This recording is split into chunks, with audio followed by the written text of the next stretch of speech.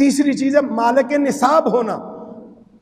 मालिक निसाब होने का मतलब यह है कि उस शख्स के पास 7.5 तोला सोना या 52.5 तोले चांदी या इतनी मालियत की रकम, इतनी मालियत का तिजारत का माल या इतनी मालियात की ज़रूरियात ज़िंदगी से ज़ायद सामान, और इस पर अल्लाह तबारक व ताला या बंदों का इतना कर्ज ना हो जिसे अदा करके जिक्र करता जो मैंने अभी निसाब बताया है बाकी ना रहे। ये 4 शराइत निसाब की हैं।